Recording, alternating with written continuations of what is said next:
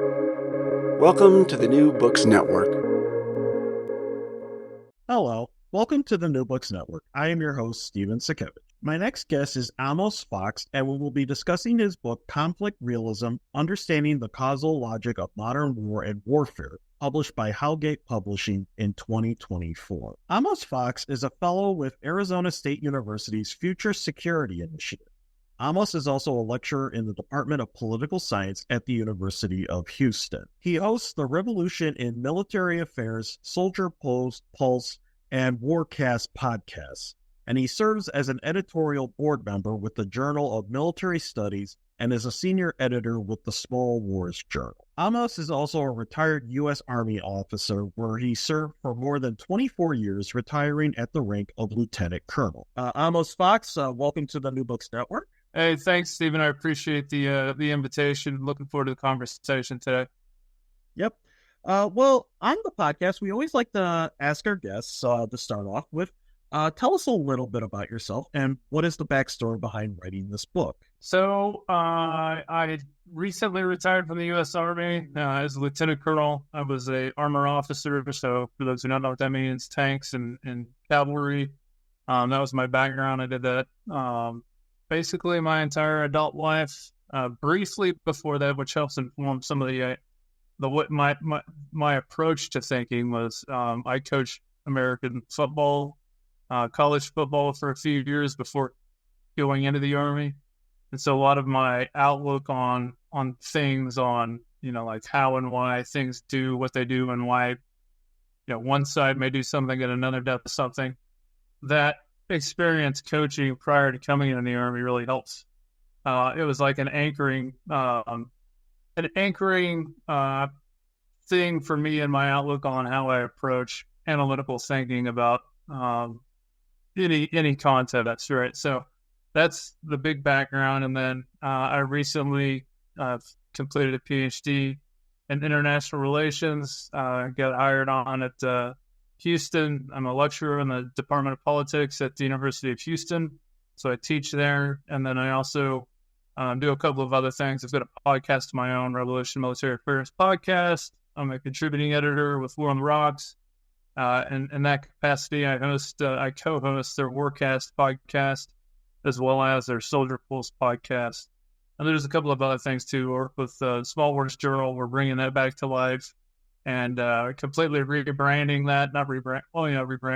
Rebranding it, but then also completely redoing the website, so it's going to look real sharp and good. So that's the background for myself. What was the other part of this? Backstory for writing the book. So it's an interesting backstory, I think, actually. So Peter Roberts, on Western Way of War podcast guy, was the head of military sciences at the Royal United Services Institute, or RUSI. He had me on the podcast, the Western Way of War podcast, early in that podcast. And I, at the time, was looking for something that scratched my itch on military thinking, because I thought everything had become so passe and just kind of like, meh, And so I found that podcast shortly after it had gotten started, and I was blown away by it. And so early in the podcast, Peter was talking about maneuver warfare. And I was like, hey, I just published this paper in Armor magazine on maneuver warfare. Peter loved it. He ended up bringing me on the podcast. And then ever since then, Peter and I have had a great relationship. And he's helped me out in some areas in terms of opening opportunities up for me. And so the book was one of those opportunities. Peter actually put Howgate, the publisher, in touch with me. And he had told them, hey, you need to give Amos a book contract and let him write about whatever it is he wants to write about. And so Howgate, respecting Peter and his thoughts on military thinking, right? Military thought, they did that. And so that's how the book came about.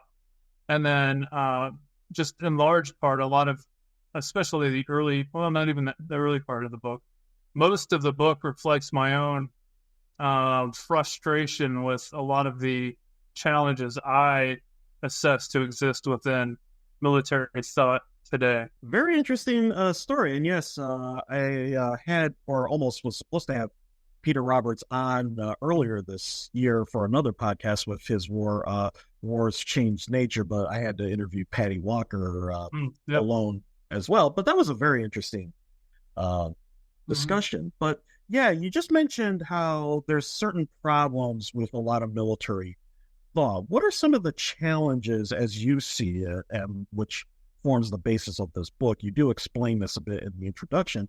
What are some of the challenges as you see it of analyzing contemporary wars and warfare from a theoretical point of view?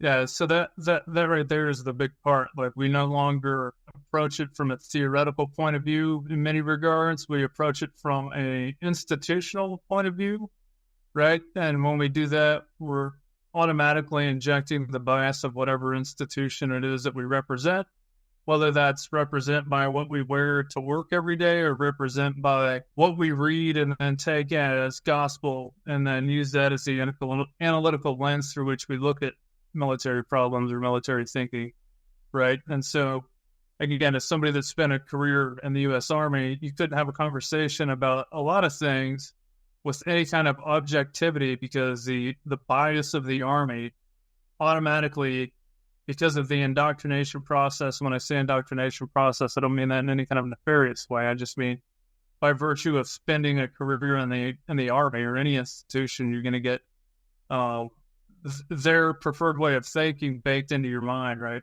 And so it's hard to have any kind of real conversation about much of anything related to military thinking because that bias always came through in other folks, right? And so I've always tried to, again, going back to my point on coaching at the beginning of this, I've always tried to approach things from the mindset of a coach, right? And a coach is not rewarded based off rubber stamping whatever it is the university says. You know, they're rewarded based off wins and losses. So I've always tried to approach thinking militarily about looking at it from wins and losses and not rubber stamping an institution's, preferred way of thinking about something, right? And so, like, again, going back to maneuver, I just use that because that's one of the easier ones for me to talk about based off all the conversations I've had with people. Like, you can't question that idea, right? And so I published a paper that I mentioned that I gave to Peter, and it was called something to the effect of Maneuver Warfare, a Solution Looking for a Problem, right? And that's essentially how that idea exists within the U.S. military. You can't even have the conversation because there's no conversation to have. A maneuver is the answer, right? And so, like, to me, I was always like, yeah, but like, it very rarely fits and very rarely lives up to the hype and isn't how, like, anything seems to be being won, right? And so, again, I just use that as an example. And so as I was coming along, because I was a good little armor guy and I believed in maneuver until I didn't, right? And then I started this journey of self-exploration like a decade ago, probably, to understand the theoretical underpinnings, right? I was like, well, let me go look at the sources of all this. And I realized that the sources are very shallow, and a lot of it's just some dude saying, hey, I think this about maneuvers, so it is, right? And you can quickly hit like the end of, if you go do the footnote game where you look at, well, whose footnote is he citing and who's he citing, right? You go back, it doesn't go very far before there's not a lot of analytical rigor behind it. There is no theory, there is no anything other than just the guy saying maneuvers better, attrition's bad. And so that was really like this almost spiritual journey for me to try and make sense of military thinking and why things are the way that they are. And so that, I think, is a long answer to a short question, but there you go. No, I think that was a very good answer, and it kind of just made me think about some of the current debates about the nature of strategic culture, but also even in a related field like the sociology of knowledge and social imaginers, how different societies have their own interpretations of reality, and in some ways they're unquestionable within that social context, but then outside of it, it's a different story. And this, of course, is a real major issue. I even know Alistair McIntyre made a very big issue of that when he talked about philosophical traditions in terms of that. Yeah, one of the things, too, that I forgot to mention just a second ago is part of this too. Part of this work is based off filling a gap, right? And so, in my estimation, military thought started to die. When you think about military theorists, you think about Liddell Hart, you think about J.F.C. Fuller, think about people like that, right? These guys, and again, J.F.C. Fuller, he was unique in that he was a general at the end of his career, but he thought almost completely independently of what his institution thought. He didn't care to go against the grain. I think he enjoyed going against the grain. But guys like that, and you have Charter Dupuy, right? So he's one of the last real theorists. You have Robert Leonard.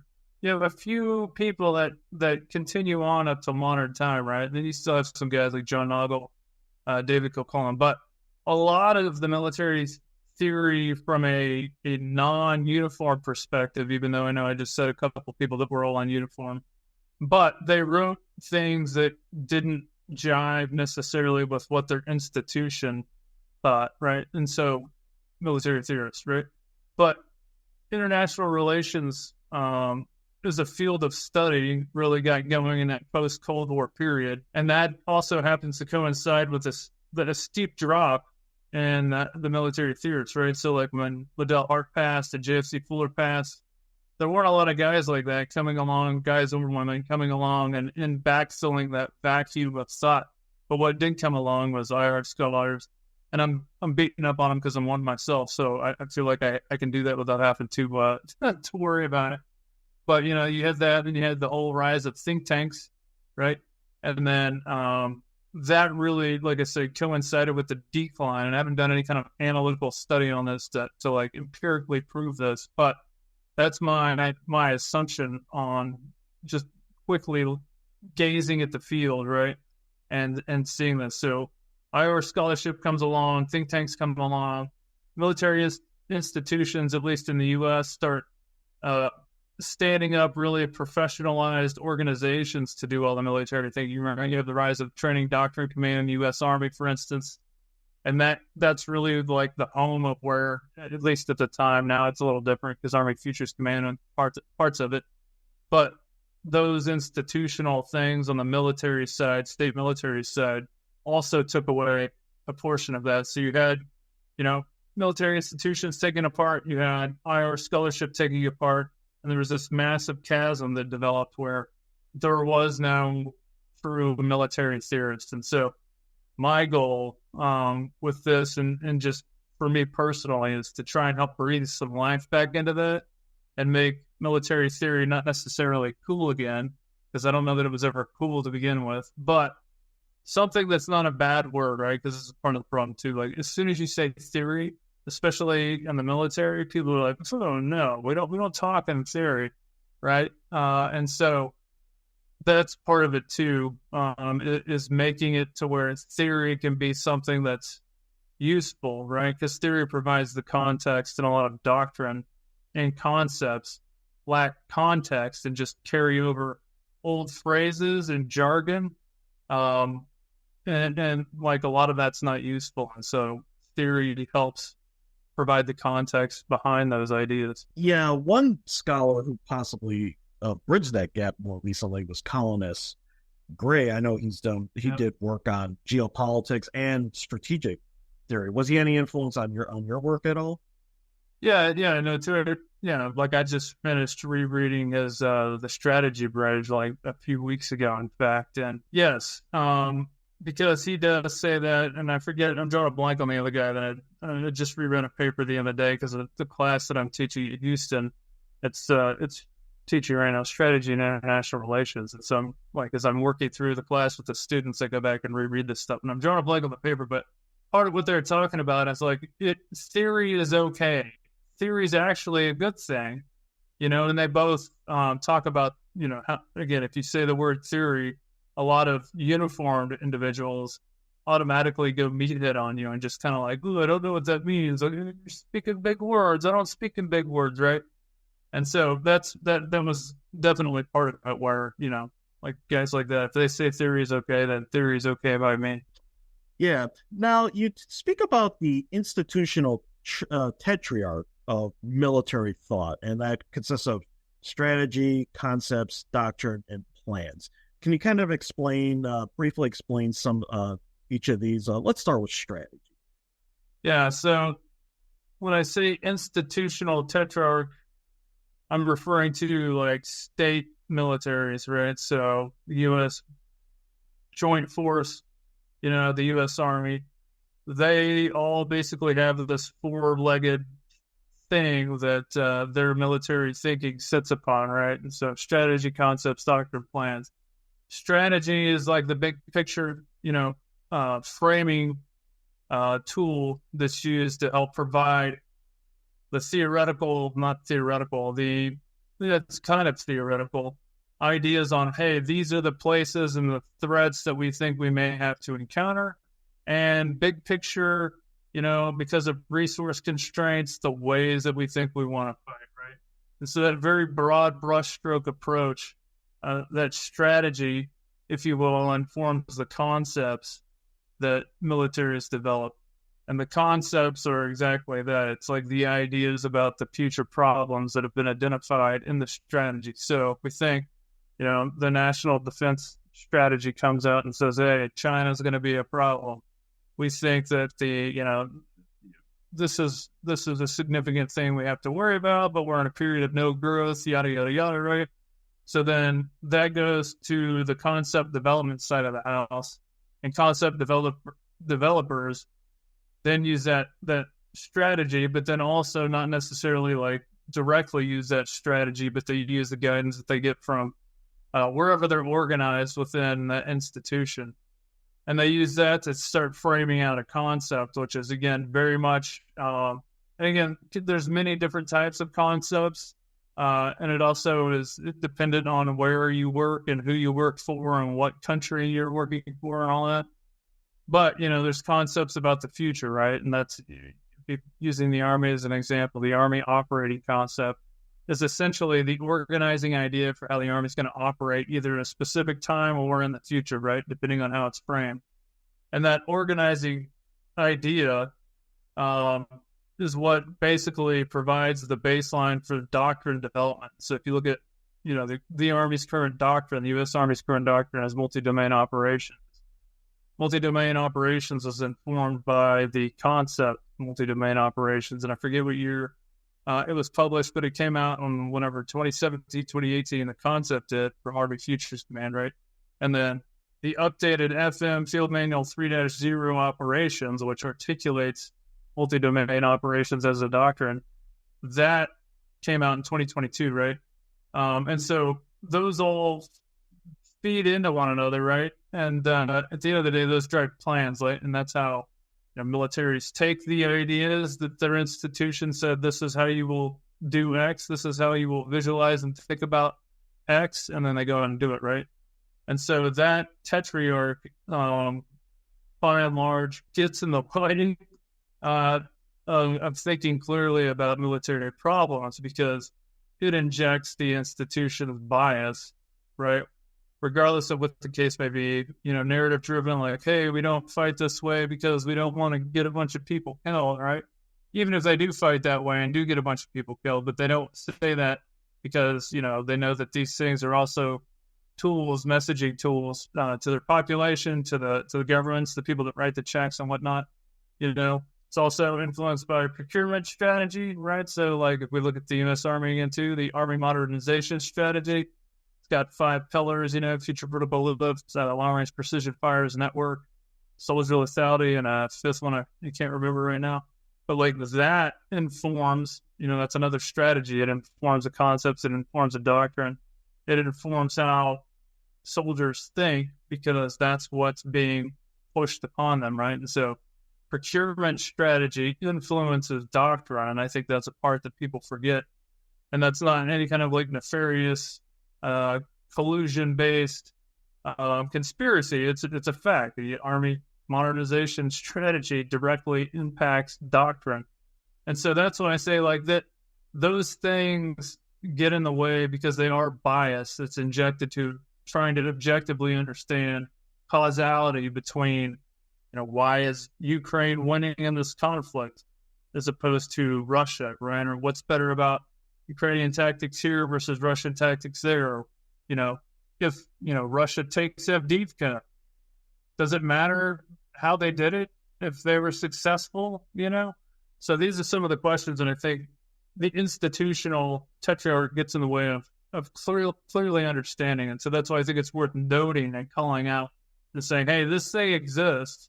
You need to be aware of it so that when you're looking at a military situation or problem, you can at least acknowledge that may be influencing how you're approaching a problem. Now, we've discussed already the nature and importance of military theory, which in some ways is a little bit broader than this tetrarch of military thought. Are there any other thoughts that you wish to make about the nature and importance of military theory, especially in light of your previous answer? Yeah, I mean, I think that really, so doctrine is almost it's like a Cliff Notes, best practices, right? I'm using air quotes for people who can't see what I'm doing, but it's things that militaries have learned over time and condensed, right? Distilled into something very, very succinct.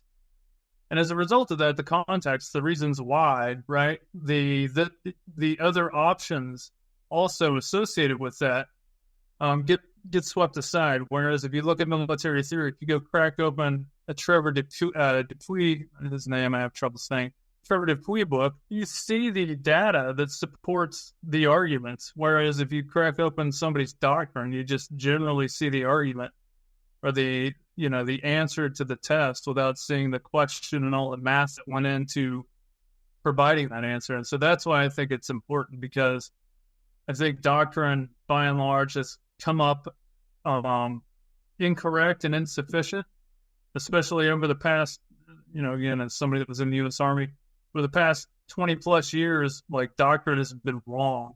And so I, as somebody that, drove around and got blown up while listening to people at the Pentagon say there was no insurgency when I was clearly seeing an insurgency, and we had no doctrine at the time to address an insurgency. So we just drove around every day getting blown up. That was part of also why I thought, like, we've got to think clearly about thinking clearly, right? And not let narratives get in the way of clear understanding. So that's why I think military theory is important. Yes, and now we get to your contribution to the theoretical debate, the idea of what you call conflict realism. We're going to get into more details about this throughout the interview, but for our listeners, could you give us like what's the basic idea behind conflict realism, just to get us started, and then of course we'll go into more details throughout the interview.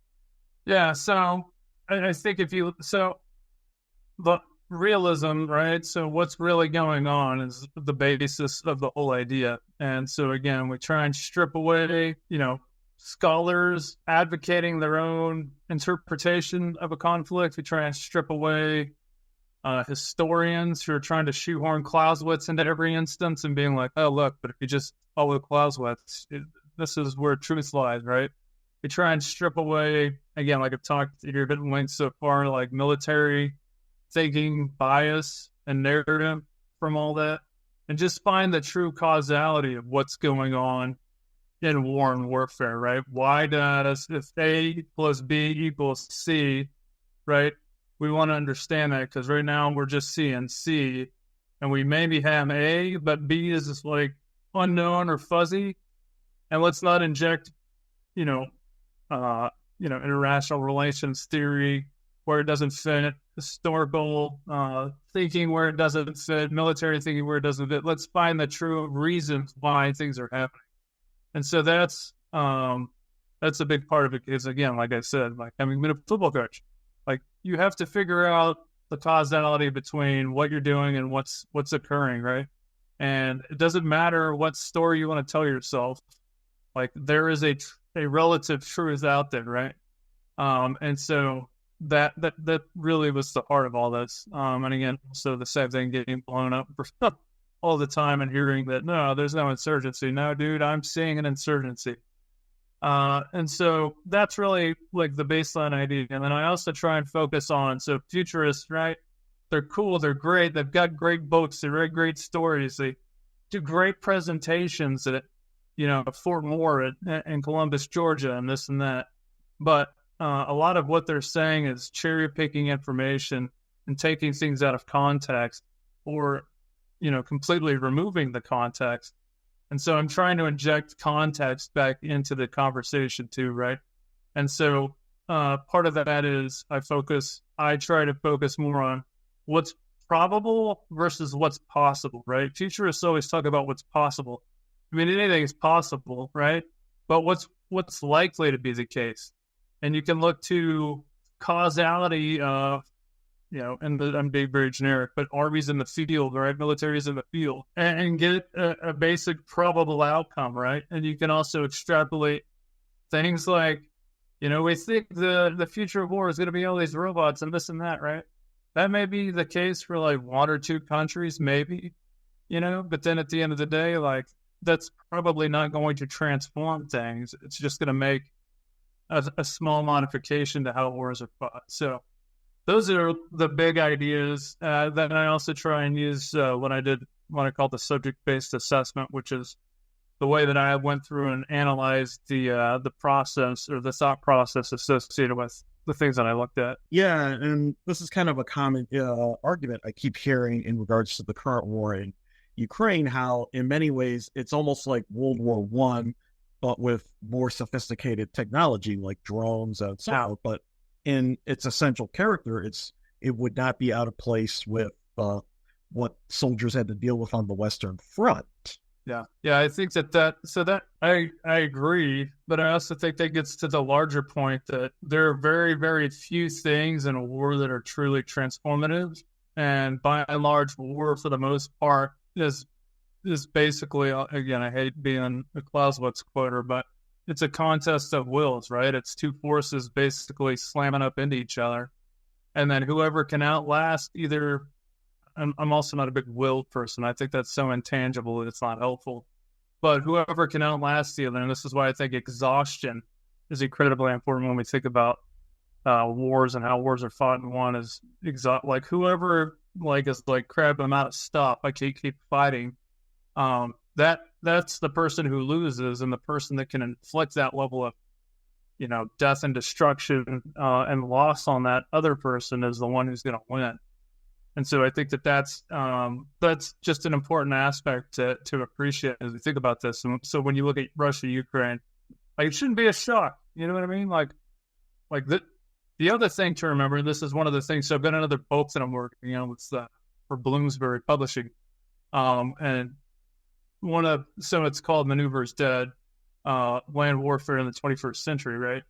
And so one of the things that I think people forget is that, oh gosh, it's trenches and there's static lines. Well, of course, like, the forces have converged, and then there's nowhere else to go because they've converged to the point that one can't overcome the other in any meaningful way. So they're going to just stop and fight along a static line, right?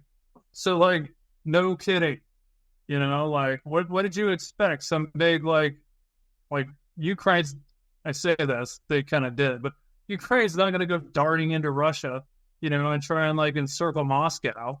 I don't think. We may see they might do that now, considering what's going on in Kursk. But, I said it a bit tongue in cheek, but this is one of those things. Like, these are historically verifiable things. Just because there's a couple drones on the battlefield, just because you saw some drones killing stuff in Nagorno-Karabakh in 2020, doesn't mean that war has been revolutionized. It just means there's some new stuff on the battlefield. And like everything, there's a challenge-response dynamic that occurs. You introduce a new technology, you're probably going to get a temporary advantage until the other side figures out how to counter your technology and mimic your technology, and then you're going to find parity again, right? And so this is why there's this huge, Ukraine's using all these drones, and so is Russia. You know what I mean? There's a parity that's taken over in that regard too. And so that's just one of the things I think people forget too, is the challenge response dynamic that exists. There's going to be a brief uptick and advantage because of new technology, and then it's going to quickly diminish, and then it's just going to be, this static thing of parity again. So There's a lot of stuff that goes into that, but I'll let you go on to the next question because I could ramble at length on that. No, you're doing fine. No, it's your book. You can talk about what you want related to it. Now, what are the truths of conflict realism? You talk about how wars are won, how wars are lost, and the varieties of armed conflict. Can you go through that? Let's start with how wars are. Yeah, so I think if you go back and look at the historical record, right, there's a set of, I outlined 5. You could probably find more, you could probably find less. It just depends on how the independent researcher does their research, right, and categorizes things. But again, and this one's not shocking, right? Political acquiescence, one's horse, right? So at the end of the day, a policy maker, a state, a political leader, whoever, however, the combatants are organized, like the person in charge has to say, okay, we're done, right? And so sometimes that may be the result of their army or their military getting smashed and then being like, oh man, I can't keep going, right?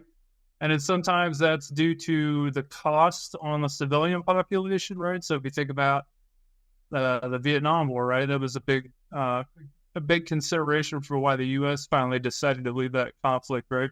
Was the cost on the political side. It had just gotten so much that was one of the reasons, the policymakers decided to call it quits, right? So that one, nothing earth-shattering there, right? But I think material endurance, I talked about this a moment ago, exhaustion, right? Strategic and operational exhaustion is critical to winning wars, right? And this goes back to Cahill Nolan, right? That's what he talks about in his book, The Allure of Battle.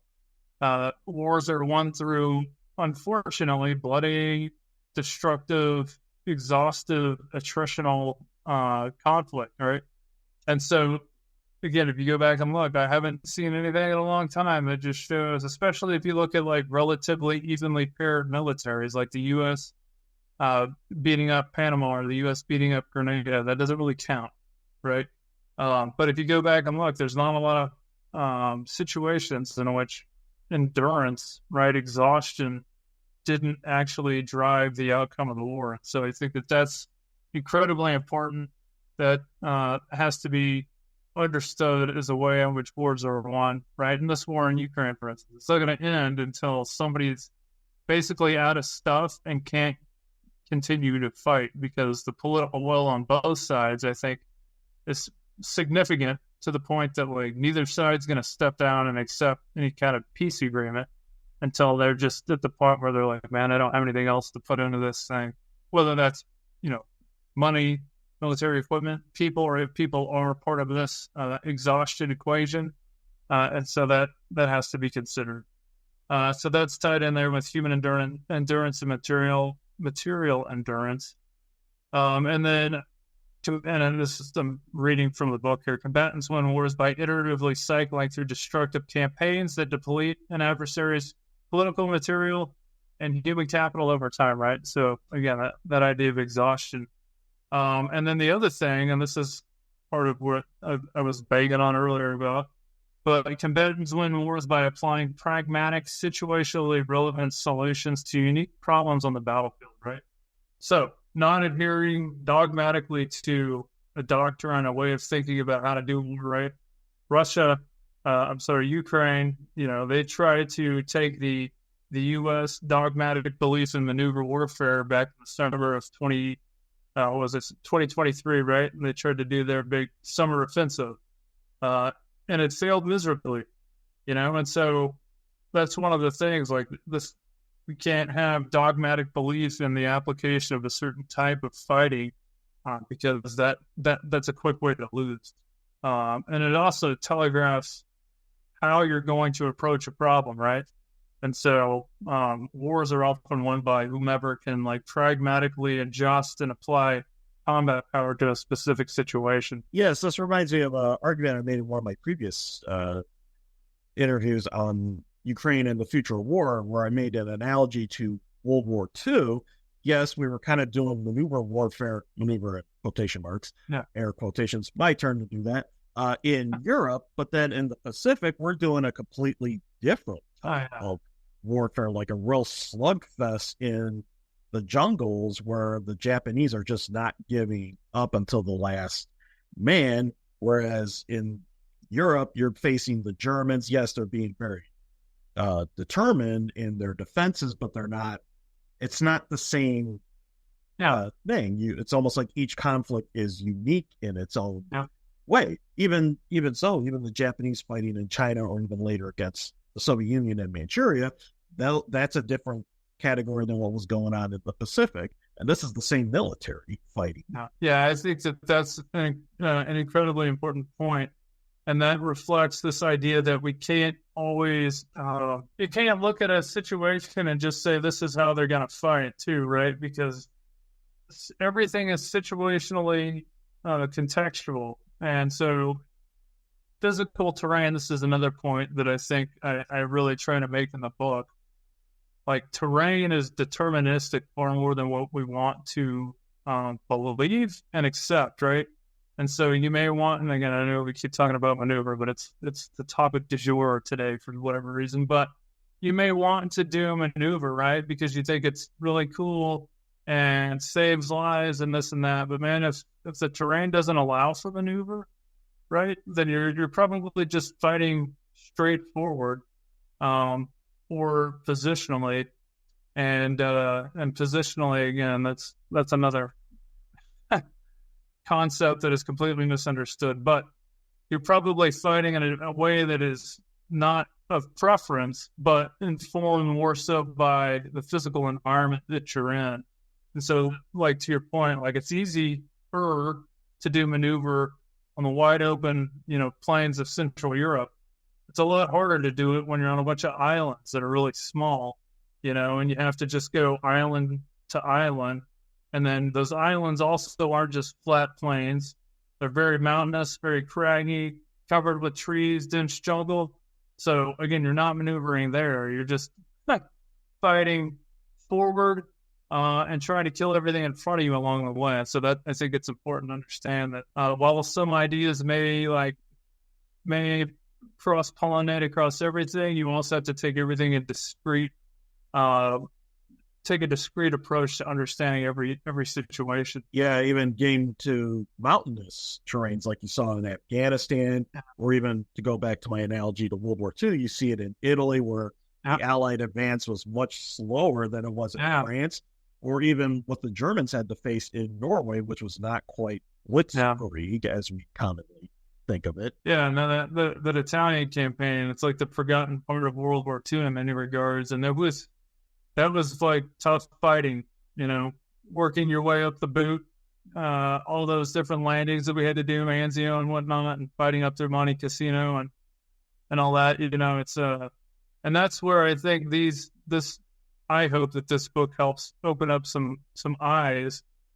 We can't be thinking in terms of one way of fighting being better than another and then castigating everything else as stupid, and in doing so, not fostering an understanding of those approaches, right? Because you may not want to do it, but you may be forced to do it. The other part of that is you may not care to do that type of fighting, but your adversary is, and to understand how to defeat that way of fighting, you have to understand that way of fighting, right?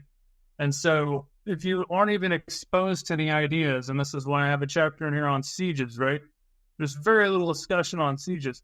You're not introduced to those ideas, and you find yourself in a siege where you find yourself trying to conduct a siege, right? And you've never been experienced to that. You're going to be like, what the hell's going on here? And it's going to be more casualty-inducing, more costly than it would be if you just had like a couple pages in a book about it, doctrine in this case, and you could be like, oh, let's look. Oh, okay, I see. I understand the basic premise and why the causality associated with why this military force that we're up against may be trying to fight that way. Yeah, and increasingly with the urbanization of world populations, sieges are going to become more common, like what you saw at Mariupol. And you could also kind of say this in the current situation in Gaza. I have not been following that conflict as well as Ukraine, but given the urban terrain, obviously siege and that stuff would be very overlapping, would they not? Yeah, no, that's 100% correct. So when I published my first article on sieges back in 2017, 2018, I was working at the headquarters for the Land Component Command in the war against the Islamic State in Iraq. So I was working in Baghdad, and on my free time at nights and on Sundays, we had like a little bit of a later work call on Sundays. I started writing about this because I was sitting there and I had done my master's for the School of Advanced Military Studies, my thesis on the Russo-Ukrainian War at that point, right? So we only had the 2014 to 2015 period then, because I went to that school in 2016, 2017. And when you look at that, you had several sieges. You had the siege of Ilovaisk, the siege at Donetsk Airport. There was a smaller siege at Luhansk Airport around the same time Ilovaisk was going on. You had the siege of Debaltseve. And so when I was doing this research for that, I was like, holy cow, I didn't realize these things were going on. So fast forward to like a year, a little over, a year and a half later, I'm sitting in Baghdad and I'm looking around. I'm like, holy hell, Mosul, we've got a siege going on in Mosul, right?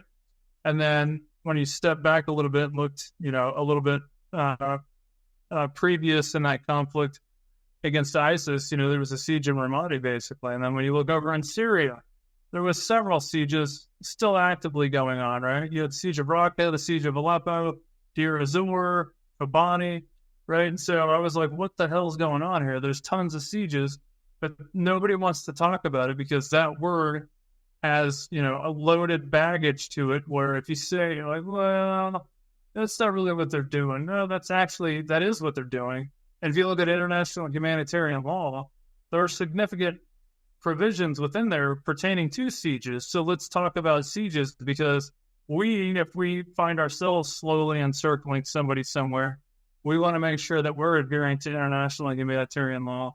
So let's introduce the word, introduce the concept, and talk about the idea instead of just poo-pooing it, pushing it to the side, pretending like, it's something dumb, either, dumb state militaries or dumb non-state actors do, So I don't even remember what you asked me, but you got me fired up about sieges. So keep going. Oh, no. Yeah, I just said about sieges and urban warfare, but yeah, and then you also address urban warfare in a more general sense, like the street-by-street type fighting. How would your approach of conflict realism help and assist with that type of topic of urban warfare in a more general sense?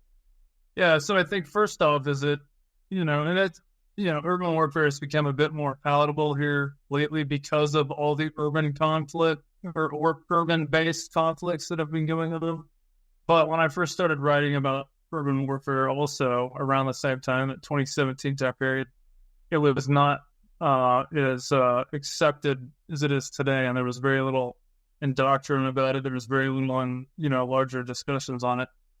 And I don't pretend like I'm like the one person that brought urban warfare conversations to the fore, because I know I'm not. I'm just one of several people that contribute to it. But again, I think it's one of those. So I'm a huge believer in the utility of systems thinking as it applies to how military forces, whether state or non-state, operate, because I think the principles apply. Essentially any actor is an open system, a complex dynamic system. And the first goal that they have is to survive. And then if after survival they can win, they'll try and win, right? And so urban environments offer that survival chance to someone that, to an actor that may not necessarily, if they were to go square off in open space with another force, they wouldn't necessarily have the same likelihood of survival. And so that's a big part of the reason that I think urban environments are becoming increasingly important.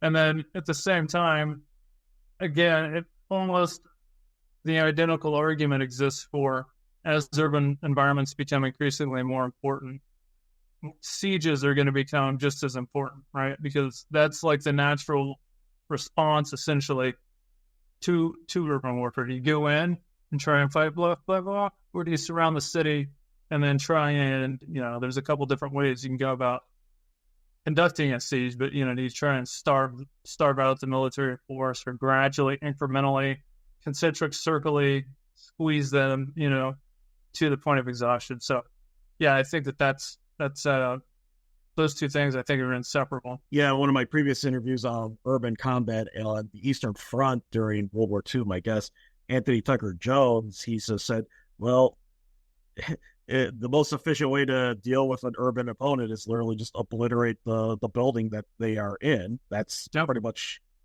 it. I mean, there's no real way around that situation. Yeah, I mean, if you want to talk in terms of efficiency, yeah, absolutely. Now, efficiency doesn't always mesh with international humanitarian law, right? So that's the balance, like today, that I think we see a lot more emphasis on, especially in the West, right? You know, you see Russia completely violating those principles almost, I don't want to say almost daily, but quite frequently in that conflict in particular. And, you know, again, I don't follow the Israel-Hamas conflict in great detail right now, but you can make a similar argument there too. There are some violations of international humanitarian law that occur based off, you know, what's being targeted or how it's being targeted. And this also kind of brings back to a point that you made earlier about this connection between military theory or conflict realism and then even international relations theory and practice. It's just, as Clausewitz kind of famously said, war doesn't operate in a vacuum. It is a kind of a continuation of political and diplomacy by other means in many ways. That truism still remains the case in our world. Yeah, no, absolutely. And that's where I think making a lot of these lesser known concepts of war that have been historically like always there, but for whatever reason in recent times, because for a variety of reasons, I'm sure, but part of it I think too is, you know, when we talk about international relations, right? Like liberal ideas don't mesh with things like sieges and urban warfare, right? And so by virtue of that, we don't want to talk about it. Or we associate it as a negative thing that other people do, and we are just and we do things virtuously, and we do things in adherence to international humanitarian law. And I think that, well, conceptually, yes, those are good ideas. The reality of the situation is like we find ourselves in these situations, yet again, we have no vernacular for them, or we've so denigrated these ideas and associated them with, you know, bad actors that we can't talk about how we would do it, right? And I think that's dangerous, and that's a challenge, and that's why we have to make a lot of these things open and discussed as opposed to hidden in the back. And again, that's part of the idea of realism that I'm trying to pull forward. Like, your opinion doesn't matter. What matters is what really happens, and let's talk about what really happens. Yeah, no, I agree. And it's just it's almost like we have to play catch up now because we've neglected this topic for so long, and especially Europe is trying to play catch up because they kind of thought, oh, wars were a thing of the past. That's just what the silly Americans do. But now war is right at their footstep, and now they want to try to boost up their military. But now, because of that idea of the European Union being so peaceful, they're playing hard. It's hard for them to catch up because they neglected that. And it kind of reminds me of a quote from Colin S. Gray. I'm kind of paraphrasing this, but it's just you have bad ideas or bad theories. At worst, something bad's just going to happen, but at worst, you're going to get people killed, which is why you need to make sure your theories actually align with reality, which I think is a really good. I'm sorry, go ahead. And I think that's just like a good point that I'm constantly reminded of from reading the book and also from your answers here. It's like it's kind of like the same point that you're making. Yeah, no, that's absolutely correct. If we don't talk about concepts that are uncomfortable because they're uncomfortable, that doesn't mean we're not going to experience those when we go to war, right? And so I would much rather talk about them now than have soldiers on the front lines learning about them while they're in contact, right? And so again, it goes back to that, like that, the thing I said at the beginning about being in Iraq and getting blown up all the time and trying to quell an insurgency when, like, our Secretary of Defense, Rumsfeld, was emphatically refuting that there was an insurgency, right? Because it didn't mesh with his narrative. It didn't mesh with the idea of transformation that we were wanting to push. It didn't mesh with, the fact that, like, we were so chauvinistic about things when we went in, that we couldn't believe that like an insurgency would develop, and they didn't just like, oh, Americans, welcome, come, please, here's our capital, right? And so like those things, I think like we have to get beyond that, because I think that's childish thinking about the world, right? And it's naive, not even naive. I think you're almost insulting everybody else to think that like they're not going to try and win. And because of that, like we don't need to worry about the things they may do. Let's just talk about what we're going to do, right? And so that's why, again, that's another aspect of this whole realism idea that I'm trying to pull forward. Like, again, doesn't matter. This is one of the things that drove me crazy when I was in the army. How you want to fight does not matter. It doesn't matter. What matters is how you're going to have to fight. And reality says that the way you're going to have to fight probably doesn't fit with the way that you think you want to fight, right? And so really that's fire in my gut associated with that little thing that I just explained was a big part of the reason that the book came about too, after it was like offered to me. And what do you want to write about? I know what I want to write about.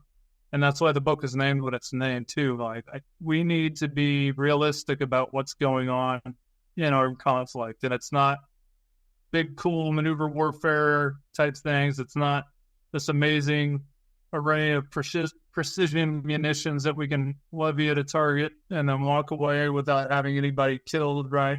And having very little death and destruction on the ground, right? There is a reality that exists within conflict that we're completely denying because we just don't want to talk about it, right? Yeah, and that story you told about, like, oh, there's no insurgency, it keeps reminding me of this one scene I saw in the old sitcom MASH, where their position gets under artillery fire and they're trying to contact headquarters. Like, well, we're under artillery fire, and the guy in headquarters says, well, no, we don't have it. There's no artillery in your field, in your area, according to our intelligence, so you're not under artillery fire. And he's trying to hold up the phone. It's like, well, what the hell do you think this is? Yeah, what do you think this sound is?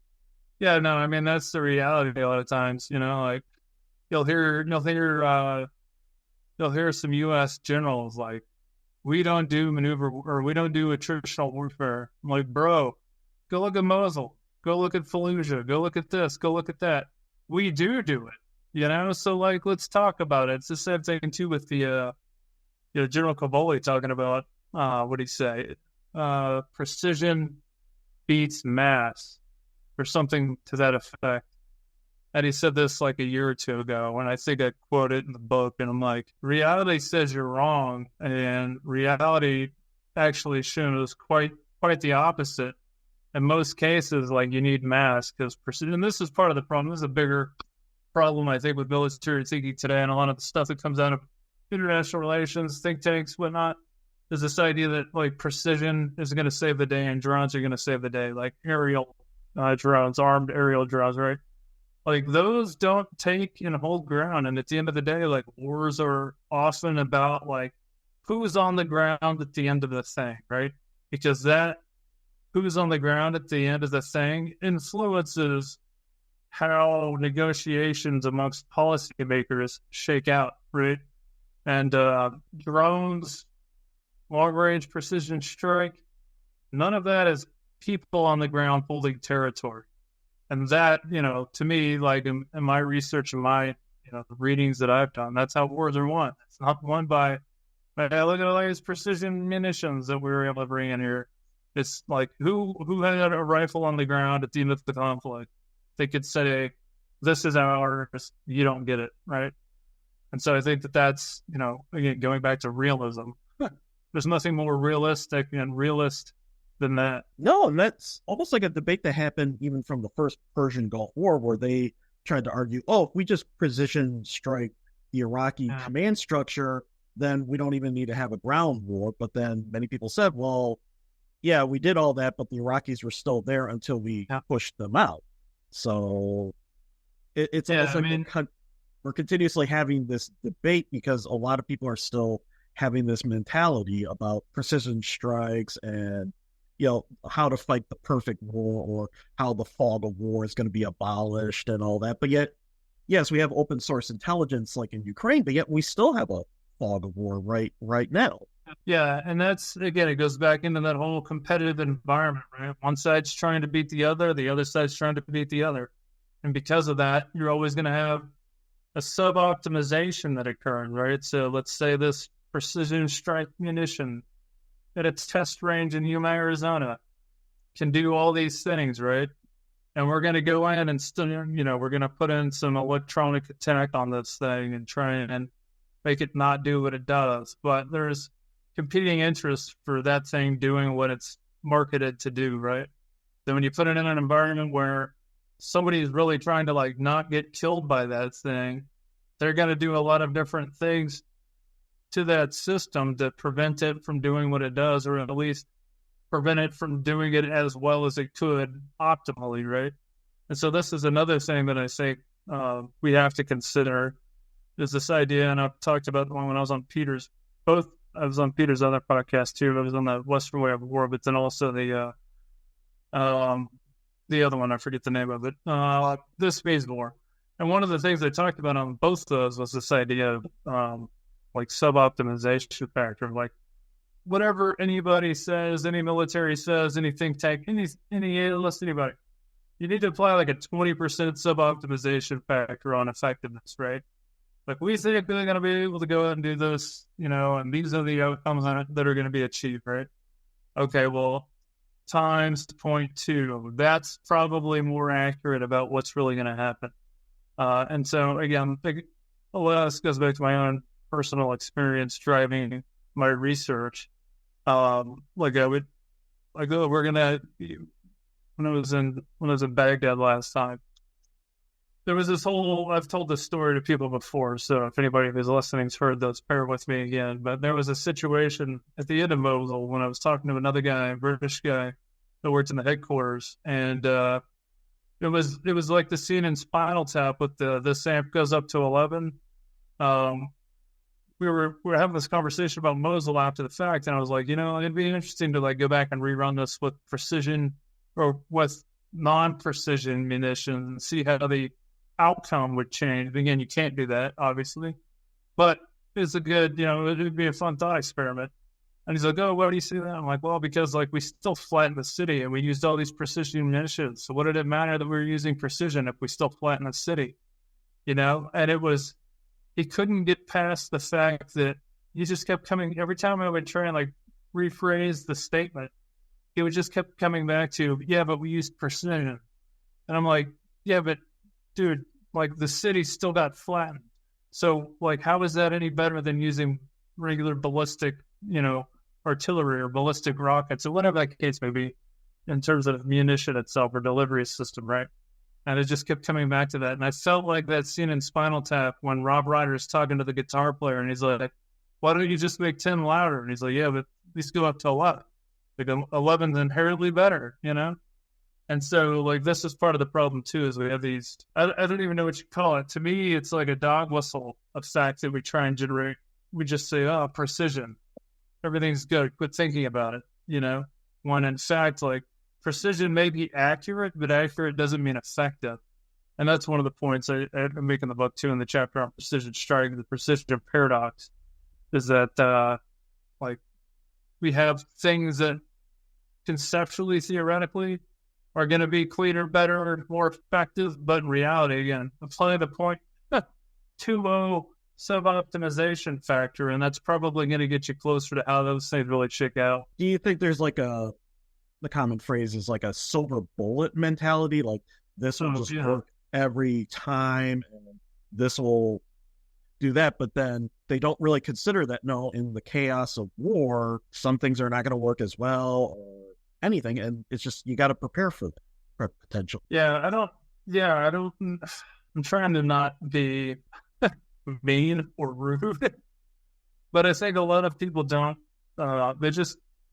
they take the marketing slogans and it is fact. And a lot of times that's just not the case. Like, again, and that's the point too, like, it may be precise. It may be 100% precise and hit the exact coordinate on the earth that it's supposed to. But, like, survival instinct of the person being targeted may be such that they scurry away as soon as that target's been hit because they weren't killed in the strike, or they were tipped off, or any other number of things, right? That can go into that. And so I think it's reflective of a lot of the thinking that dominates, at least on the military side, where there's not a lot of thinking. It's just, I'm going to go study doctrine. I'm going to learn what doctrine says. I'm going to go apply doctrine. I'm going to say that doctrine's a guide, because that's the cool thing to say to make me sound smart, like I'm pragmatic. But really, I'm not going to think beyond that phrase in terms of, well, if it's just a guide, what are the other things I need to know, right? And what are the potential shortcomings of my doctrine? And so those, I think, are just like key takeaways. And again, it's hard. Some of this is hard for me to answer based off my experience dealing with a lot of this stuff in first person, because I have some very strong emotions and strong feelings and strong thoughts based off things I've experienced. Oh, no. It's fine. Well, whatever you're most comfortable talking about. Now, another thing you talk about in the book, and also you also recently published a essay on this, was on the issue of attrition, which is something you said the institutions don't really like to talk about, but yet in many of the contemporary conflicts today, especially Ukraine, but also to a certain extent in Gaza and the Middle East, we're seeing this attrition mentality or dynamic in play. Can you talk about how conflict realism kind of addresses that issue? Yeah, so I approach it from a couple of different angles, and one of the things that I try and do first is make the case that attrition isn't a way of warfare. It's not a form of fighting, right? If you think about a form of warfare, and that implies a set of tactics and a couple of other things that have to exist to make it an actual way of warfare. And attrition just doesn't have that, right? So I think attrition is more a categorization of how something's going, something being an engagement, a battle, a campaign, whatever the case may be, right? Or essentially, one of those things, basically. And so if there's high destruction-based fighting, right? If you're doing more fighting, shooting, killing than you are driving and moving and trying to not get in direct fire, indirect fire, or any other type of fire contact, you're probably, if you're doing more of the moving side, this is like a huge study conversation, really, but I think positional warfare is actually the overarching idea, and maneuver is subordinate to position. Nonetheless, if you're moving, I think you're doing something more, mobile warfare, and something like that. Whereas if you're doing more fighting and you're not moving as much, that's destruction-based fighting. In the book, I have a picture that shows this, explain a little bit on what I'm doing here. But because that's a new idea that a lot of people haven't dealt with before, I'll introduce it, but then I'll go back to, okay, let's talk about attrition in the way that you guys normally think and talk about attrition, right? So I talk through it in that regard in order to try and help make some sense of it. And so, there's several, it's often approached from like a straw man position, right? You stand it up to knock it down so that you can say, and our way is better, and our way is maneuver, right? And so there's a couple of key straw men that people usually put forward when they try and take away from its utility, right? So the first is that it's a form of warfare, and that's something that I just talked about. I don't think it is a form of warfare, but for the sake of argument, having conversations, I'll run with it and be like, okay, well, we can talk about it like that because it's hard for you to move off in that position, right? Another thing that folks often say as it relates to this strawman approach is that it's a Kofums battle, right? Attrition's a Kofums battle, and we can't go engage in a Kofums battle because we're going to win because we have a smaller military. But that's incorrect. It's not a Kofums battle, right? Because this goes to the next point. If it's a Kofums battle, the other thing folks often also say is that it's attrition's about a 1-for-1 exchange ratio. Like, who the hell goes and fights in a way where they're like, I want to trade one of our soldiers for one of their soldiers? That's completely illogical. Nobody does that. Nobody would do that, right? There are times when you have to sacrifice people to open up, something else to create opportunities in another part of the line or whatever the case may be. But by and large, like that whole idea, and this is where systems theory I think is so important. Like nobody's out there saying, "All right, and I'm happy to allow our system to suffer and potentially die because this is how we fight. We fight attritionally, and we want to go into a 1-for-1 exchange ratio." Again, that is a non-starter. That is a complete and total straw man. I heard that one was specifically added into this conversation too, as I was doing my research based off things I used to hear at work. And so that's something there. Another one too is attrition abuses one's own logistics. Again, if you buy into the idea that it's a Kofos battle and it's about 1-for-1 exchange ratio, okay, maybe, but those are inaccurate and not true. So it doesn't really abuse your own logistics, right? When you're trying to outkill the enemy, which if you are fighting attritionally, if I'm going to say, okay, there is an attritional warfare, the goal is you're outkilling or out-destroying or out-suppressing your opponent. And in doing that, you're not also saying, hey, here's my logistics, go ahead and kill it. You're protecting your stuff. You're trying to keep your own stuff safe so that you can create material overmatch, right, and not exhaust yourself in this back and forth that exists here.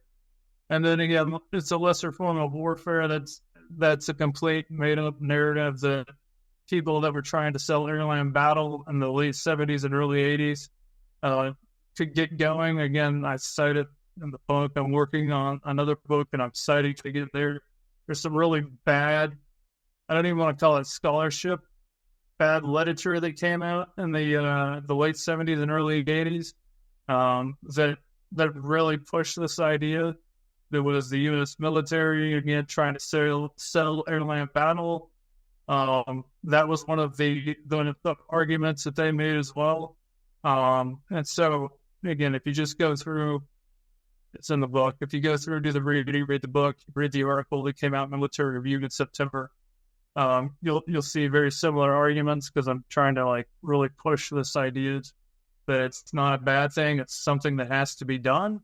And we need to appreciate what it is so that we can, A, do it better, but B, also figure out how to undo it when it's being done to us, whoever us happens to be in this case. And so, I think it's that is an incredibly important conversation to have. It also has implications when we think about how militaries are structured, built, right? And we think about DOTML-PF, Doctrine Organization, that whole span of things that most militaries, especially Western militaries, use to generate force, right? Train or build organizations, make facilities for training, develop doctrine, all that. If you don't have this framed appropriately within your DOTML-PF construct, you're going to be building the wrong army or the wrong military for contemporary armed conflict, right? And so you're going to go out and then like not have sufficient tanks, right? Like, oh, the tank's dead. Is it? No, I'd say it's probably not, right? It's actually really helpful in this context. And so this is why, again, silly arguments like that, the tank is dead. I know that's a separate thing I just introduced. But it's one of those things where if we have bad ideas, incorrect ideas, inaccurate ideas in the way that we think about military operations and just, military strategy and all that, then we're going to be facing a real steep climb the next time we find ourselves engaged in this type of thing. Yes, and we are kind of seeing this in the way some of these contemporary conflicts, both in the Middle East and in Ukraine, are being analyzed by many because, we're finding this, the tank is dead, or maybe it's just the tank is now being used for different purposes than what we traditionally would think, which is just reusing the same equipment or even the same gear, even some older gear, like the Russians are just modernizing their older T-55s, T-60s, T-72s, and they're performing, to their purposes. You don't necessarily need the latest gear per se in an attritional context if you're just trying to exhaust the enemy. Yeah, well, the funny thing about that too is we like to, like in the West, the U.S., we like to pump how, oh, Russia's got this T-72 that they're using, and they keep updating it. But T-72, I'm like, dude, the Abrams tank is nearly the same age as the T-72. So what are we talking about? You know what I mean? It's not like we've introduced anything that's like super new and high tech. Like we just keep strapping on updates to the Abrams, and we're like, oh look, it's the SEP version 3. It can't turn left. Next question. Yeah, and I think a lot of it's also just from the first Persian Gulf War, where the Abrams kind of dominated the Iraqi T-72s, but then we don't really consider some of the differences. Like, for example, the Soviets did not necessarily give their best T-72s to the Iraqis, and also there were some issues with Iraqi logistics and high command that also made that situation the way that it was, which would not have been the same had we fought the Soviet Union, minus nuclear weapons. Yeah, that's always the get out of jail free card anytime you have a conversation, especially during the Cold War. Like, well, what about nuclear weapons? Like, man, you can't play that card. That's like the flip the chess table move. You know what I mean? Yes, exactly. Now, how do you think conflict realism could have a role in analyzing some of these contemporary conflicts, like Ukraine, the Middle East, and also potentially one in Asia, the Pacific with Taiwan? I know there's been some tensions there that hasn't broken out yet, but how do you think, in your own view, conflict realism might assist us in trying to understand and analyze these conflicts based on the material, on the information we have available?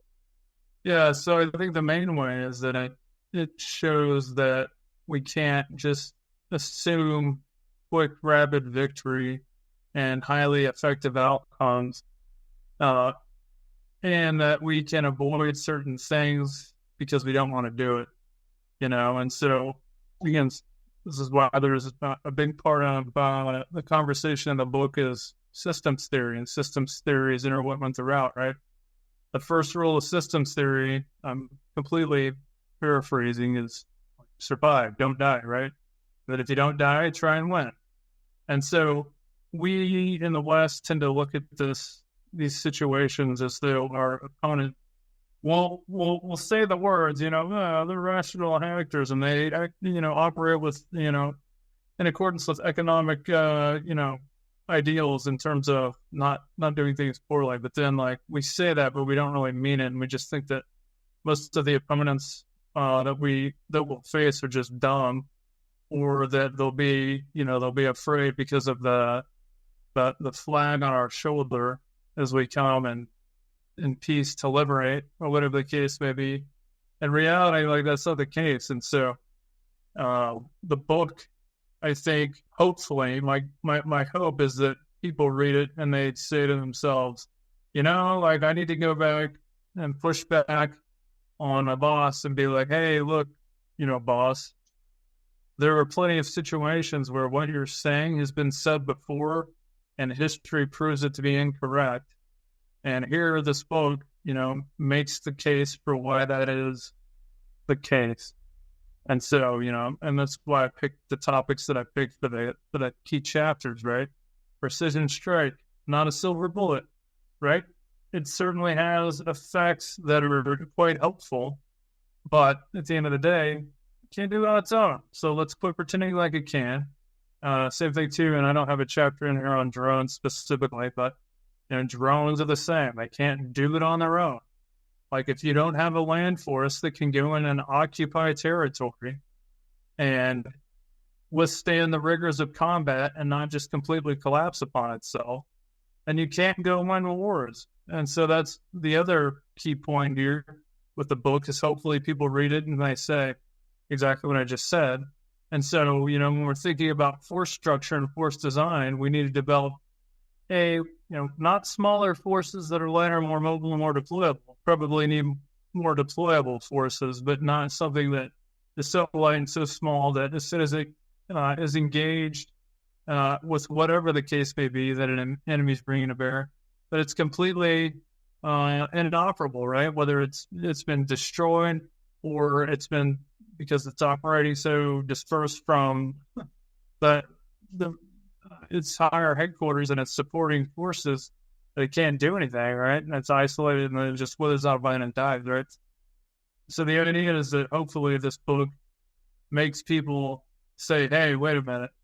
Like, we don't want to do urban warfare, but reality is we're going to do urban warfare. And if we do have to do urban warfare, a siege is likely going to occur, whether we want it to or not. So let's talk about sieges, And so I'm also not naive. I think a lot of people are like, oh, this is for policymakers. Dude, I don't know if a policymaker or anybody even remotely close to a policymaker is going to read this. But if that were the case, like, hey, we can, hey, big boss, like, this is probably what's going to happen, right? We go in, they're going to, whomever they is, right? This non-state actor is going to fall back into the city. If they fall back into the city, this whole urban warfare thing is going to unfold. If this whole urban warfare thing happens, then a siege of some capacity, probably not the entire city, because cities are so big and armies are so small today, Tony King point, right? That a siege is going to happen. So if you're willing, president, whomever, to have this big, massive siege occur that's going to take at least 9 months, probably, for us to go in and clear out these bad guys, if you're cool with that, and all the civilian death, all the economic costs associated with it, right? All the allies, maybe not even allies, but coalition partners, friends, we're going to have to pour in to do this. Like, if you're cool with that, then okay. Then my recommendation is go ahead. If you're not cool with that, then, maybe we should do something else. And so for me, like, that's my hope with the book, is that it fuels those types of conversations. Because again, as a dude driving around getting blown up in Iraq as a lieutenant, 2005, listening to people say there's no insurgency. Well, clearly there was an insurgency. There was not sufficient pushback on the people guiding policy, and there should have been, And again, I obviously don't know because we live in these rooms, but from what you hear, if you read John Nagel's The Insurgents, he talks about that. If you listen to my podcast when I had John Nagel on, he talks about that. He was in the room. He did hear that, and there probably were not enough sufficient senior level people, because again, John was not a senior at that time, to do that level of pushback. And so that, again, long answer, passionate answer, but that's my hope for the book. No, you're doing fine. Now, you just mentioned, and you mentioned throughout this interview, your own podcast, Revolution in Military Affairs. Could you introduce our listeners to your podcast? Yeah, so Revolution Military Affairs, the podcast, it's a podcast on a lot of what we just talked about, right? Strategy of war, warfare. It's also just, like, I'll have people on that have written books about any number of categories that relate to that. And it's just a conversation on, whatever the case may be with whoever the guest is, as it relates to that. For me, that the podcast is, A, I enjoy talking to people about this stuff, but B, it's also to help create another forum to open the podium to people and ideas that are not adequately and properly represented in military thinking and strategic thinking today, right? And so I intentionally seek out, I don't want to call them mavericks, but people that do think and write and speak a little bit differently about war strategy, warfare, than conventional wisdom, as you say. And so, I've had all, I guess, songs like, what was the phrase I used? Not anti-drone, I can't remember, but drone skeptics, right? On what the future of drones and war are going to be, intentionally, because right now I feel like there's this deluge of people that are like, drones are the new silver bullet, to borrow that phrase again, and they're going to revolutionize the future of war. Like, no, they're probably not. There's going to be a small uptick, and then we're going to figure out how to stop all these things, all the different variants of drone, but then also the different ways that they'll be used. And there'll be another dip. They'll still be used, but there'll be a dip, in their productivity and effectiveness. And somebody will figure out something new, and then there'll be another uptick, and everybody will be like, oh my God, this is the next new hot thing, right? And then, we'll go through the cycle over and over and over again. And so I try to bring on people that help fuel that, that have a healthy skepticism about a lot of the pop military analysis today. I also try to bring up folks that don't. There's so much analysis going on today that is just purely. If we had more information, we could tell you more, but we don't. So we just need to wait and see, you know?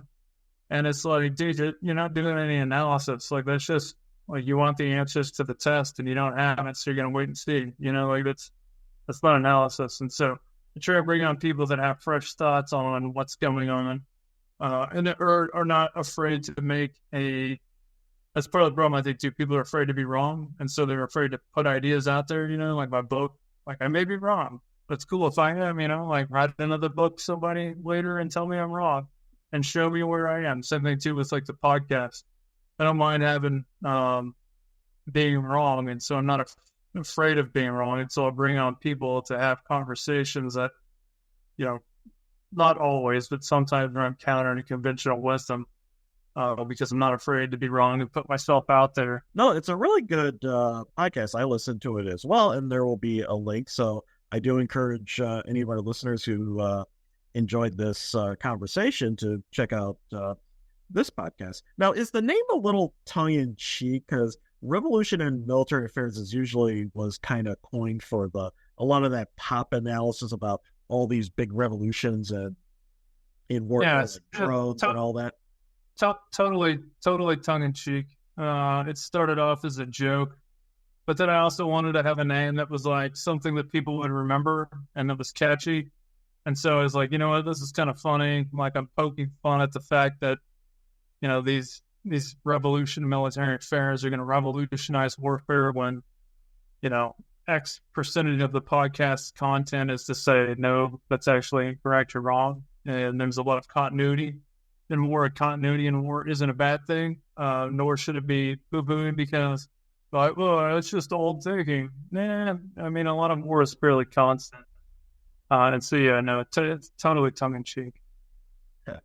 Well, this has been a very fascinating discussion. Do you have any final thoughts? Maybe cover anything in the book that we didn't get to? No, I think that we've hit.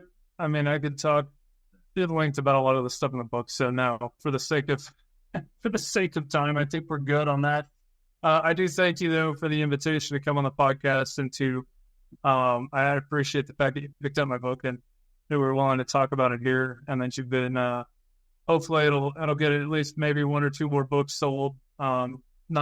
Not for the financial reasons, but to get people thinking some more about, you know, military thought, military thinking, strategy, and the ins and outs of how wars are actually fought and won. So in that regard, I also just want to say thanks because I think that anything we can do to contribute to that is going to help us, you know, whomever us may be, but in this case, specifically, like, Americans not going to the next conflict unprepared.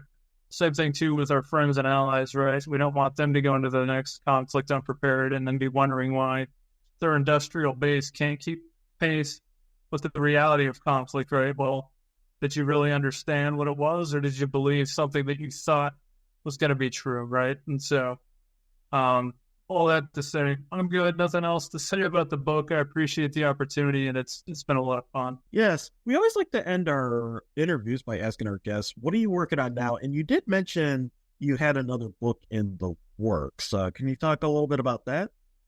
Yeah, so I've got a book with Howgate. I do have another book with Howgate. I have two books right now I'm working on, but the first one is with Bloomsbury. It's called Maneuver is Dead. I forget the subtitle. 21st Century Land Warfare, I think. I said it earlier.